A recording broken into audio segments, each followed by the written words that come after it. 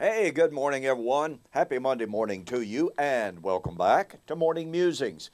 My name is Don K. Preston. I am the president of Preterist Research Institute of Ardmore, Oklahoma, and hope you had a fantastic weekend. Now, look, before I finish or before I really get started here, need to remind you, we've only got a few days left in this month for you to take advantage of the very special introductory offer of my brand new book, The Death of Adam, The Life of Christ. Now, I don't even have one left on my desk.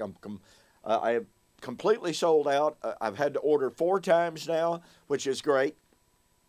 And I have another order due in on Wednesday or Thursday. Now, that doesn't mean you can't order. That doesn't mean you can't take advantage of the special introductory price. The regular price for this book will be $19.95 plus $4.95 shipping. For the rest of this month, a couple of days left, for the rest of this month, introductory price, $17.95 post-paid. Going to save $7 over the regular price. Now, once again, sorry that I can't make this offer to overseas, to out-of-country orders. Just can't do it. But if you'd like a PDF at a greatly reduced price, then contact me and I'll inform you how to do that. Okay? All right. Well, we are continuing our examination of the Olivet Discourse, and we've been focused on the Great Tribulation. Now, our dispensational friends tell us, well, the Great Tribulation is in the future, when Christ raptures the church out of the world and begins once again to deal only with Israel. But Israel signs a peace treaty, pardon me, with the man of sin. They rebuild the temple. 3.5 years later, the man of sin breaks that covenant, and then ensues 3.5 years of the Great Tribulation. So the Great Tribulation is supposedly in our future after the rapture. Now, there's a real problem with that, biblically. And the problem being that doctrine cannot be found anywhere in the Bible. I mean, I'm not trying to be unkind here, but that doctrine is not to be found anywhere in the Bible. Now, I've spent a good bit of time in the Old Testament sharing with you the concepts and the facts that the Great Tribulation is always associated with the time of judgment on Israel as a covenant sanction. That is, Israel violated Torah, the law of Moses. As a direct result of that covenant violation, God brought tribulation on her. And by the way, I should point this out. This is really interesting. The Jews historically have recognized that the fall of Jerusalem in BC 586, that horrific time of tribulation, was a direct result of her violation of Torah. In 64 BC, Pompey, the Roman general, invaded Israel. He captured, did not destroy, he captured Jerusalem, even went into the most holy place. When he came out, he was absolutely flabbergasted that the Jews were so fanatical in their defense of a place when there was nothing in there. It was an empty room. Nonetheless, the Jewish rabbis writing about that event said that event took place as a direct result of Israel's violation of the law of Moses. Well, guess what? In the Old Testament prophecies of the last days tribulation, that destruction would come, quote, because they have violated the everlasting covenant, unquote, Isaiah 24, verse 5. As a result of violating the everlasting covenant, God was going to destroy the people who dwelt in the city that sat in the midst of the land. Now, who do you suppose that was? It's the time of tribulation on Israel and Jerusalem for violating the law of Moses.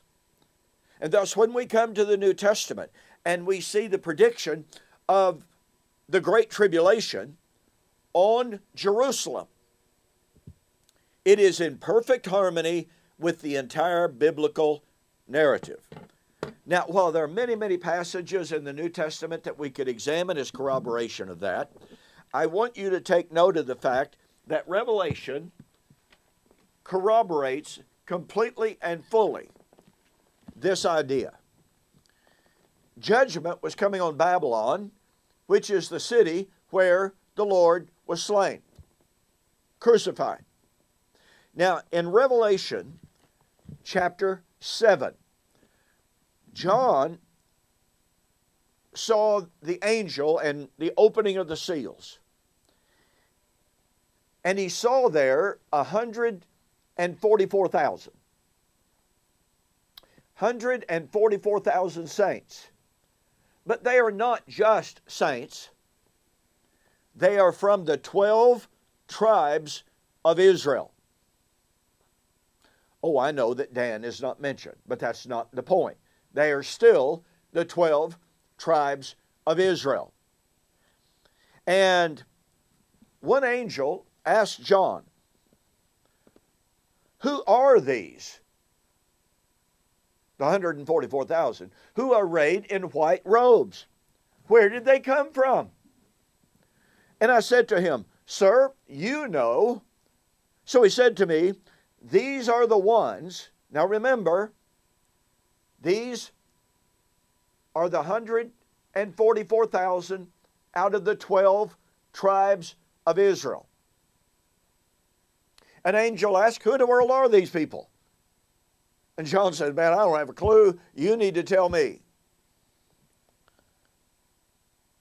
These are the ones who come out of the great tribulation